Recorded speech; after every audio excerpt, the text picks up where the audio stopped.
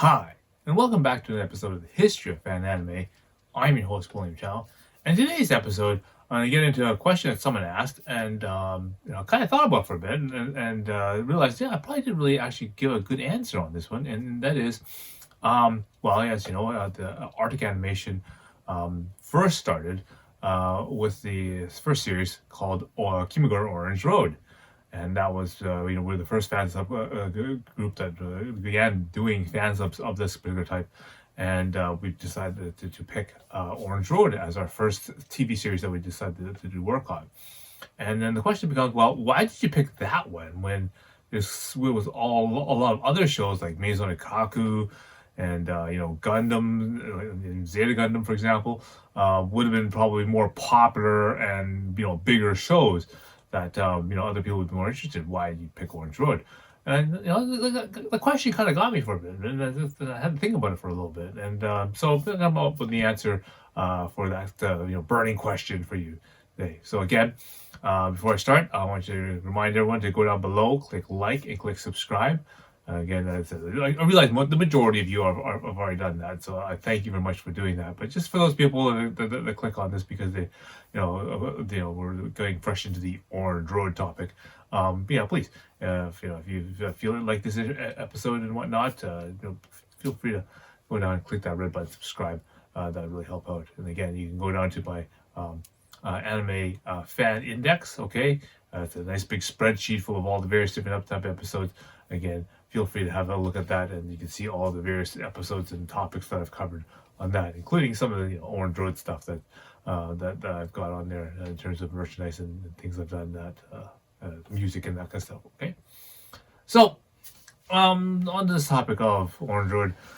So what really kind of got me into Orange Road? Well, listen, go back to this time period.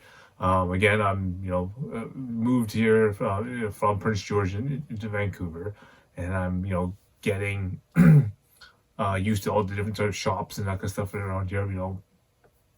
Chinatown, and of course in a couple of family-owned Japanese video rental stores, and I'm getting these random sort of tapes of episodes, and of course all the very popular shows are on them. Gundam.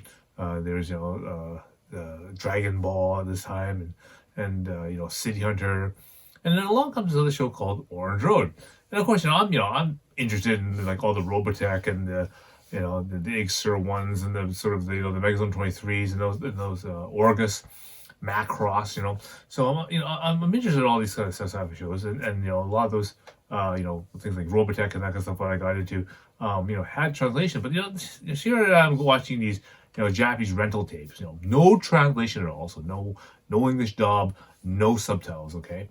And so I'm going to watch that, and certain shows are easier to always understand, like City Hunter is pretty self-explanatory. Every episode has virtually the same running plot, so that's okay. But one of the first shows that I sort of really got exposed to, next to let's say Gundam, that was really long and confusing, was obviously this thing called Orange Road.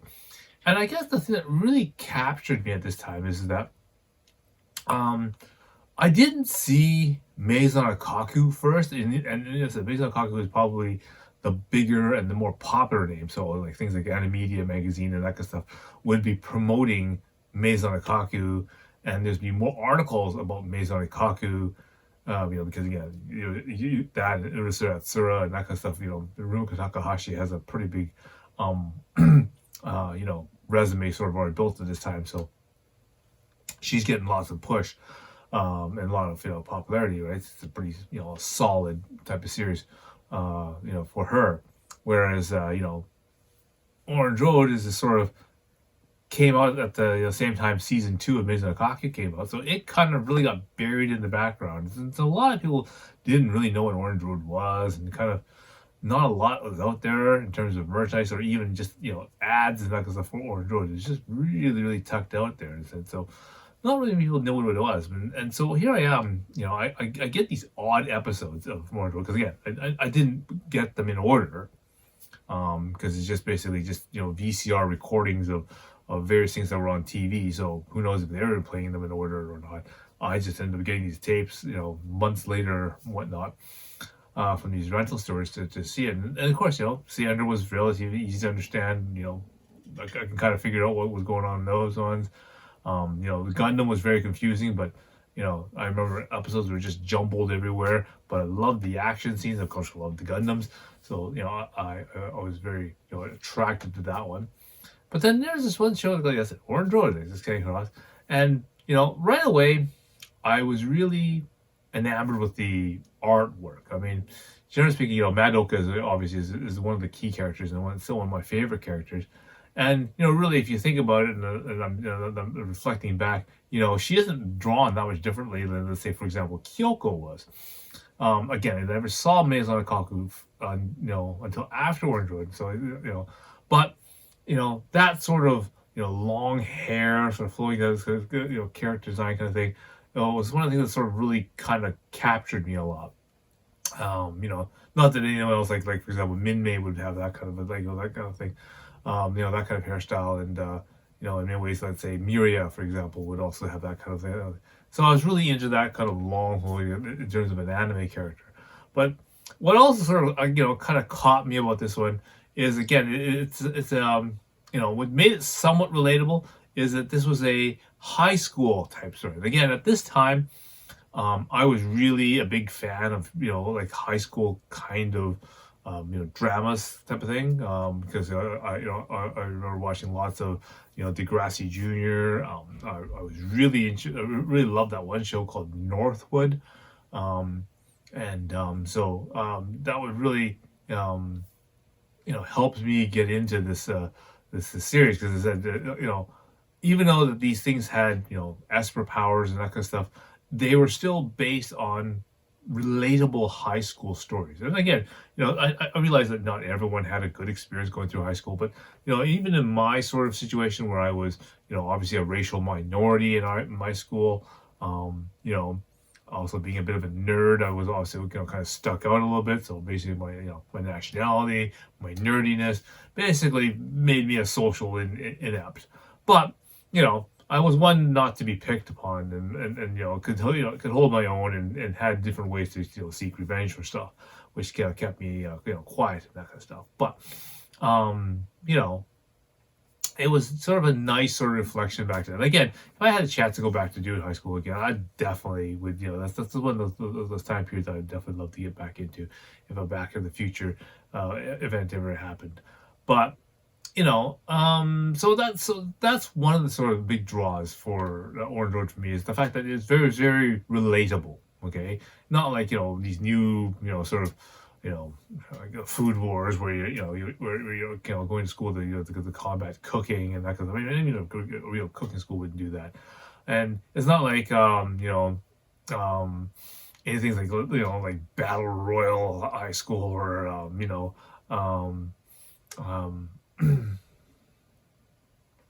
any sort of like even like anything weird like Ikitosen or something like that. You don't go to school to get yourself beat up, right? And that kind of thing.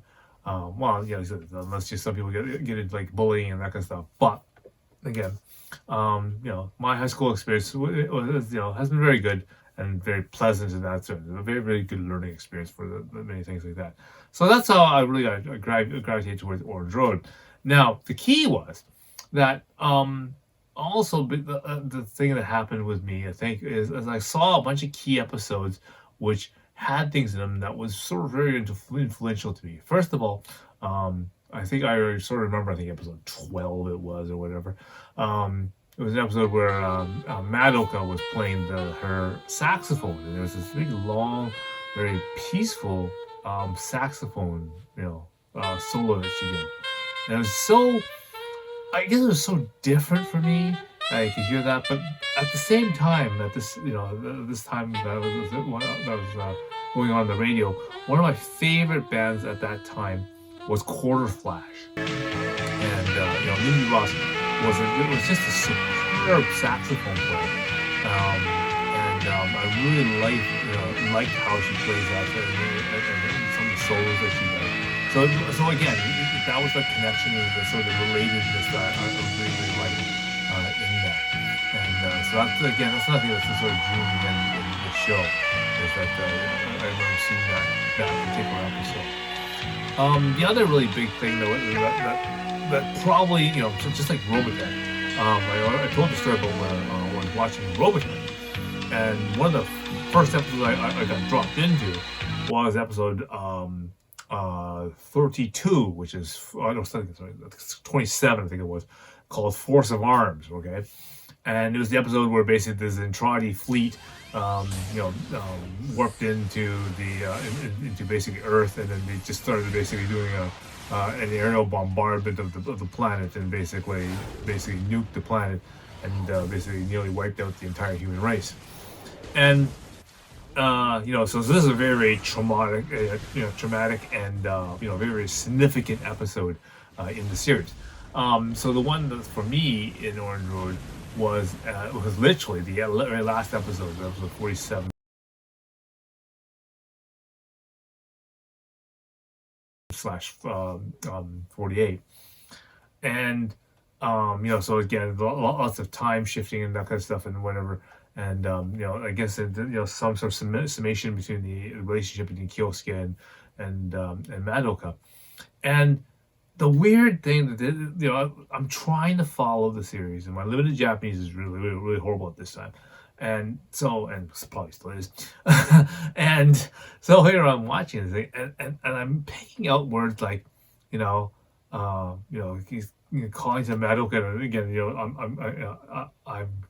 I'm getting lost in the episode because there's no translation, right?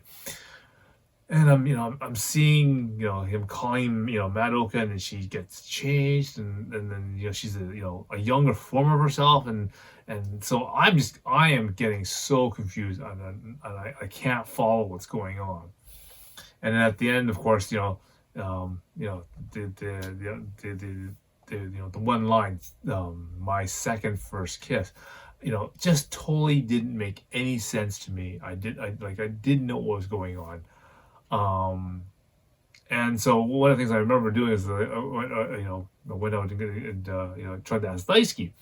And of course, at this time, Daisuke did not care about Orange Road. He was invested into Maison Ikkoku. And again, one of his favorite characters in Maison Ikkoku is Yotsuya.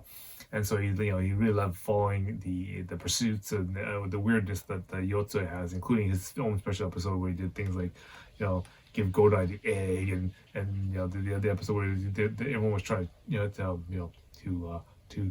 find out what Yotsuya does during the day and try to do things like that.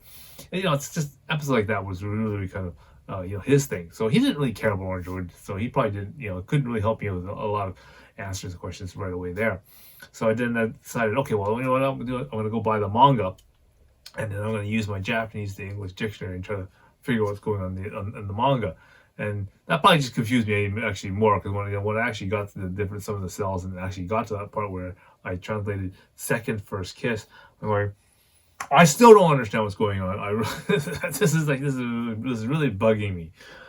And so eventually, I convinced Daisuke and said, okay, look, I will get all the laserdiscs for Orange Road if you will help me translate it all, and I will put the subtitles on and that kind of stuff, and after probably not like a lot of convincing, but I remember he was reluctant at first, but then we finally decided, okay, I'll do it. And so we he started pumping out episodes of translations for Orange Road, starting with just again audio recordings of the episodes, and we just kept going through them. And then I'd started gathering the equipment to actually start subtitling that, and that's basically how we started. Is on basically a Amiga 500 using the Super Genlock, and we just basically started trying to put subtitles on the thing. And again, it was very clunky. The timing wasn't very accurate. The system kept crashing. A whole list of issues and problems. But again, they all served as a learning curve to help. As I got better at doing things, get better equipment and that kind of stuff. We were able to make some of the copies and basically finish off the entire series of Orange Road. And even when I got that it was that sense of, I don't know, I guess there's happiness, satisfaction. The fact that the story kind of ended or could have ended right there, was very nice. And that was a really that was the nice finishing point for me, because now I sort of realize how they led up to that point, and I understand now, how that time travel episode of 47, 48 worked, and I liked the conclusion at that time. And of course, they made more OVAs, and of course they made a movie which followed up with that. But yeah, so in regard to that, I was really quite happy that I worked on that series on that way. And I think in many ways, especially for this for this time period, that I think we probably brought Orange Road into the forefront and got it more popular than it really actually deserved. Well, in the sense that there was other bigger series like Maison Ikkoku going on at that time, which had a lot more production values, that kind of stuff, being done for Kadash and Viz and that kind of Viz video and that kind of stuff. It had a way higher budget, way higher, promotion, that kind of stuff and whatnot, where that Orange Road didn't have that. But still, I'd be probably pretty sure that there was a lot of very good reviews, and a lot of people who say that Orange Road is still one of those classic animes that everyone should be watching and have a look at anyway. And I'm just sort of glad that I got a lot of people's in that era at least interested and at least knowing that this Orange Road series does exist and should be something that people should watch. And again, I'll go through some more letters and that kind of stuff in future episodes, and we'll talk about what other people thought of Orange Road this time, and all the various orders of Orange Road that I had to go through at that time. All right, so hope that was a kind of a neat sort of history to that, and hope that sort of answers the question of some of the influences, from at least for me, why Orange Road just had that special thing, or that thing I picked up in the Orange Road that got me so interested in it. I hope that sort of answers that. And again, I'm sure it's different for everyone. Obviously these are very personalized towards me, and so obviously this, whatever you happen in your situation, is not going to be the same with me. But that's just what I really kind of picked up out of the series. And again, give this, if you haven't had a chance to give this series a try. I said, a lot of people do enjoy this type of kind of high school romance comedy, sort of with some special powers type of thing kind of snuck in there, right? So again, don't forget to hit the like and subscribe below, and then I'll see you guys in the next episode, right? So until next time, see you.